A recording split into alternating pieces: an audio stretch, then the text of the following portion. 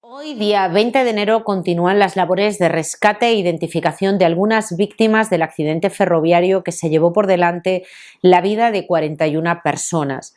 Hoy, martes, ya empezamos a poner cara a alguna de las víctimas y a conocer muchas historias. Y entre tanta desgracia, un gran milagro, el caso de la pequeña Cristina, de 6 años, que salió por su propio pie del tren. Esta niña fue hallada por la Guardia Civil y permaneció bajo su custodia hasta que llegó su abuela. Una historia de supervivencia, un milagro, pero también una historia muy triste, porque esta niña ha perdido a su padre, a su madre, a su hermano y a su primo. ¿Qué cosas tiene la vida? Que este pasado fin de semana esta niña fue en compañía de sus padres, de su hermano y de su primo a disfrutar de su regalo de Reyes, a ver El Rey León y su hermano un partido de fútbol. Estoy segura de que con la ayuda de su familia esta niña podrá salir adelante. El ser humano es maravilloso, el ser humano tiene la capacidad de adaptación y de resiliencia y estoy segura de que esta niña va a salir adelante. A todos aquellos que sean creyentes, que crean en Dios, yo les pido una oración por todas las víctimas. En especial el caso de una mujer que me ha emocionado muchísimo, está embarazada, ahora mismo está en la UCI, embarazada de su primer hijo, primer nieto también para su padre, que contaba la historia esta mañana en el programa de Ana Rosa. Se aferra a la vida no solo ella, también su hijo de 5 meses. Sigue latiendo con fuerza. La gente que sea creyente, por favor, que le pida a Dios. Y también por su hermana pequeña, que ayer la vimos en varios medios pidiendo ayuda para recuperar a su perro. Son historias tremendas que yo creo que cualquiera de nosotros, cuando las escucha, es inevitable sobrecogerse. Es tremendo, es tremendo. La gente va a necesitar ayuda porque yo me emociono, yo no soy parte de la historia, yo me emociono por los testimonios que escucho e intento empatizar con el dolor de las víctimas.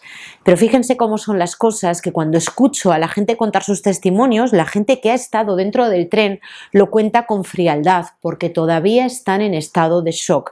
Seguramente van a necesitar ayuda psicológica, seguramente, porque cuando una persona se enfrenta a desgracias de este tipo, esas imágenes, esos sonidos y esos olores se quedan dentro y pueden provocar el día de mañana una fobia o incluso pues, un estado de depresión. Así que espero que esta gente pueda encontrar la ayuda psicológica necesaria y que, por supuesto, pronto se sepa qué es lo que ha ocasionado este accidente.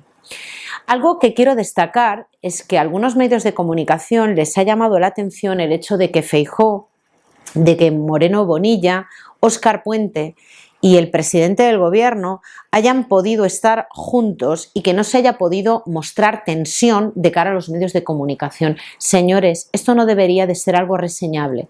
Esto debería de ser la norma. Cuando hay una desgracia de tal magnitud, los políticos tienen que hacer su trabajo, tienen que investigar y, por supuesto, las rencillas que tengan partidistas dejarlas a un lado.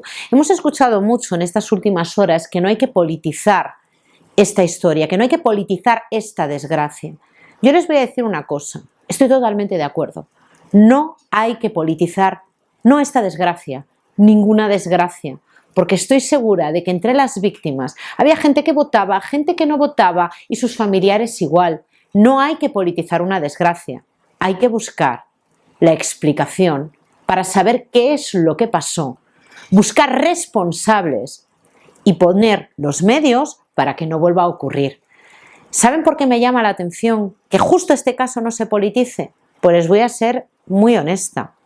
En esta ocasión no se le puede echar la culpa al Partido Popular, no se le puede echar la culpa al cambio climático y no se le puede echar la culpa, pues no sé, a Franco. Aunque hoy Pepa Bueno habló de Franco y dijo que esta no era la mayor desgracia ferroviaria que ha sufrido España, que la mayor desgracia ocurrió en la época de Franco. Es increíble, tenemos que sacar a Franco siempre.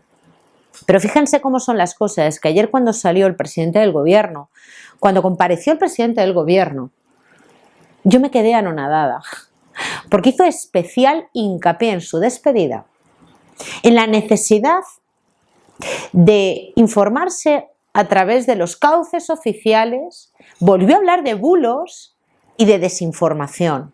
Y en redes sociales, los tuiteros afines al régimen se esfuerzan por decir que es un bulo de la ultraderecha, cuando se habla del estado de las vías, cuando se cuestiona en qué se ha gastado el dinero, cuando se cuestionan las infraestructuras de este país. Os salía un periodista diciendo que los usuarios del tren que han puesto provisional para que puedan desplazarse desde el sur de España no querían hablar, ¿no? Y que el tren es muy seguro. Oigan, permítanme que lo dude, permítanme que lo dude.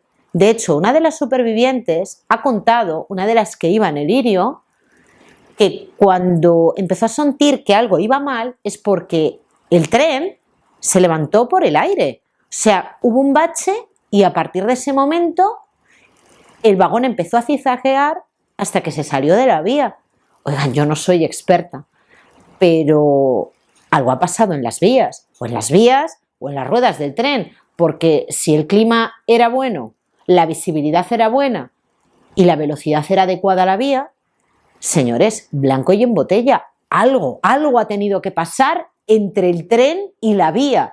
O es la vía o es la rueda del tren. Oigan, es muy extraño. Efectivamente decía Óscar Puente que es tremendamente extraño. Ayer pudimos ver imágenes de la vía rota y Óscar Puente decía que a lo mejor esa vía se había roto como consecuencia del accidente, o sea que no era la causa sino la consecuencia. Algo ha pasado, pero ¿saben lo que creo?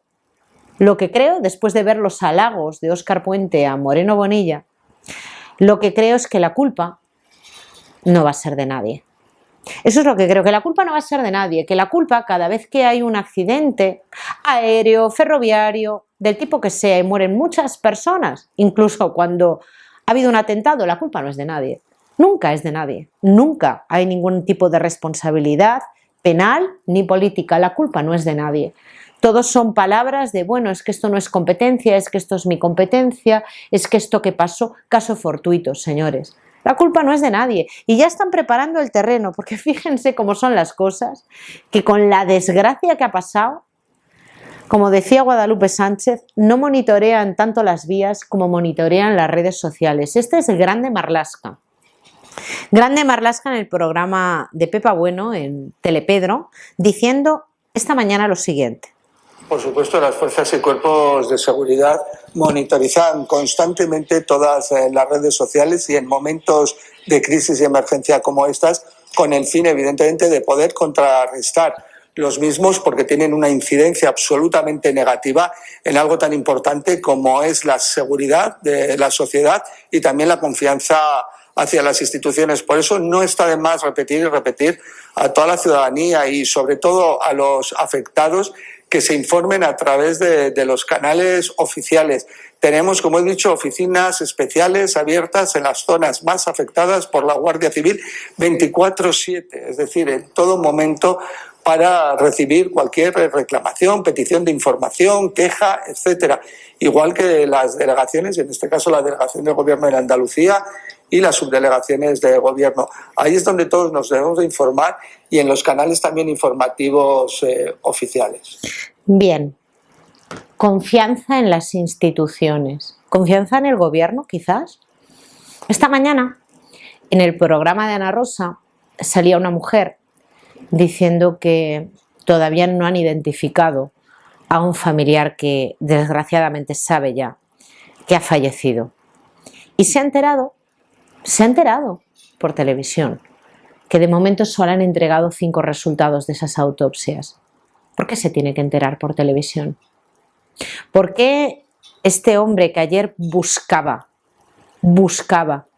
a los familiares de la niña de 6 años tiene que recibir respuestas por parte del personal sanitario de que no pueden dar los nombres, no pueden dar datos al familiar directo? ¿Qué familiar directo de la niña? Exactamente. Son estas cosas las que fallan. Desde luego, hay que hablar de la solidaridad propia del ser humano, porque esto nos gusta mucho a los españoles, no el pueblo andaluz, el pueblo gallego, la solidaridad del que es humano.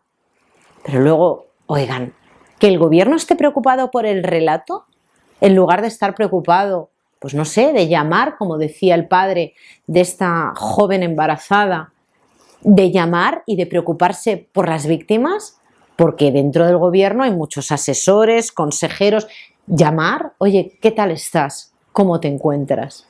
No, como decía este hombre, a mí me han llamado de medios extranjeros, de Televisión Española, bueno, de Televisión Española no sé si dijo, pero de Telecinco, de Antena 3, y sin embargo nadie del gobierno ha llamado a ninguna víctima. Ahora están muy preocupados por lo que se diga en redes sociales. Y saben, tienen trabajando muy bien y muy rápido a, ¿cómo les denomino? Sin ser groseras, porque furcia mediática queda muy mal. Pero esta gente que está lamiéndole las botas al presidente del gobierno, haga lo que haga, fijándose en lo que ponen otros tuiteros para decir, fíjense, están intentando sacar rédito político. ¿Y ustedes qué están haciendo? ¿Qué están haciendo? Mirando lo que escriben los demás, monitorizando lo que escriben los demás, en lugar de pedir explicaciones al que gobierna. Pero ya les digo y les anticipo que la culpa no va a ser de nadie. La culpa no va a ser de nadie. Porque si la culpa es de alguien, habrá que reconocer que las cosas fallan. Habrá que pensar, como dicen estos tuiteros, ¿no?, afines al régimen, es que para esto es necesario impuestos, dar una vuelta, que a lo mejor llegas a la conclusión solo. Si pagamos muchos impuestos y no se dedican para cosas importantes, oigan, ¿para qué pagamos tantos impuestos? No, es que se necesitan más. El 47% no es suficiente, que sea un 55%, un 60% de tu salario para impuestos. ¿Qué cosas? Me pregunto porque esto no es de ahora. El ministro de Transportes, Óscar Puente, bloquea a todo el mundo. Pero el anterior ministro de Transportes duerme en prisión. Algo sabrá de la gestión del Ministerio de Transporte de los últimos años. No sé, preguntas sin respuestas. ¿De quiénes fueron las empresas adjudicatarias que llevaron a cabo la reforma en las vías? ¿Con qué material se hizo esa reforma? ¿Está en plenas facultades? O sea, ¿está capacitado para soportar el peso de los trenes? Decía hoy un periodista que cuando viaja a otros países que tienen trenes de alta velocidad, en concreto en Asia, allí no se mueve nada cuando tú vas en el... Lo decían en el programa de Iker Jiménez y Carmen Porter. No se mueve nada. Tú dejas tu botella ahí y no se mueve nada. En cambio, cuando viajas en trenes de alta velocidad, que yo creo que algunos estarán obsoletos porque dicen que incluso las televisiones no se han cambiado desde los años 90, pues el traqueteo es constante durante todo el viaje. Esto lo he podido comprobar yo. El traqueteo es constante, pero lo asumes como algo normal. Y resulta que los expertos dicen que esto no es normal. Oigan, las cosas con el uso se desgastan y si no las reemplazas y si no hay mantenimiento, se acaban rompiendo y cuando se rompen nos echamos las manos a la cabeza. Pero es que lo hemos visto con la Dana de Valencia, no pasa nada. Porque van poniendo parches, porque en España los políticos actúan de una manera cortoplacista para las siguientes elecciones, para las autonómicas, para las generales. No es como antes, que se hacía una inversión fuerte en infraestructura para crear cosas grandes. Ahora no importa. Y mientras tanto hay gente que con estas desgracias hace el negocio, que a mí no me sorprende. Cuando yo tuve que coger el tren desde Madrid, una vez que fui a una universidad a dar una charla, y tuve que volver y hubo un incendio en Zamora y cortaron la comunicación, o sea, ya no se podía ir con el tren, yo fui a alquilar un coche porque tenía que volver a Galicia y creo recordar, no quiero mentirles, pero entre 300 y 400 euros por un Fiat 500. Un Fiat 500 que no me pasaba de 80 km/h en un puerto. Como no tenía otra opción, pues tuve que pagar esa cantidad. Es lo que están haciendo ahora. El negocio. Búscate la vida, se llama. Búscate la vida. En fin, que lo voy a dejar aquí. Yo también les animo a que se informen por los cauces oficiales y que luego vengan aquí y me pongan en comentarios si la culpa era de alguien. Porque ya les digo yo que la culpa no va a ser de nadie. El azar, caso fortuito, cosas que pasan, inexplicable, tremendamente extraño, como decía Óscar Puente. Lo voy a dejar aquí. Muchísimas gracias a todos por verme y si Dios quiere, nos vemos mañana.